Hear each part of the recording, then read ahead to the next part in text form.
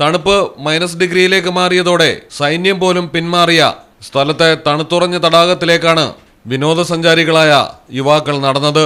പൊടുന്നനെ ഐസ് തകരുകയും 7-അംഗ സംഘം അപകടത്തിൽപ്പെടുകയും ചെയ്തു.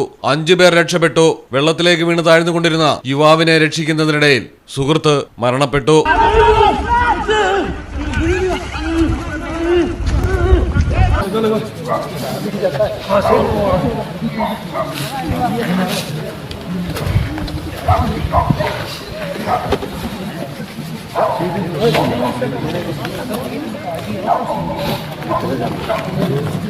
കേരളത്തിൽ നിന്ന് അരുണാചൽ പ്രദേശിലെ തവാങ്ങിലേക്ക് പോയ വിനോദയാത്രാ സംഘത്തെ കാത്തിരുന്നത് ദുരന്തം. കൊല്ലം നെടുമ്പന പുത്തൻചന്ത മേലൂട്ട് വീട്ടിൽ പ്രകാശിന്റെയും ബീനയുടെയും മകൻ 26-കാരനായ ബിനു പ്രകാശാണ് മരണപ്പെട്ടത്. കൊട്ടിയം നിപ്പോൺ ടൊയോട്ടയിലെ ജീവനക്കാരനാണ്.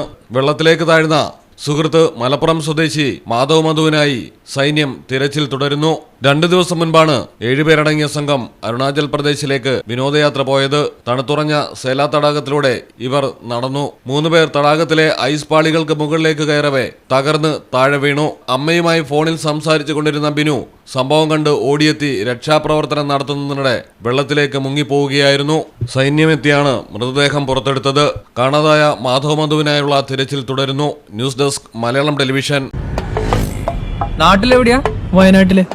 നാട്ടിലെവിടെയാ? ഞാൻ കോഴിക്കോട്. നാട്ടിലെവിടെയാ? ഞാൻ ആലപ്പുഴ. നാട്ടിലെവിടെയാ? ഞാനോ? ഞാൻ കണ്ണൂരാ. നാട്ടിലെവിടെയാ?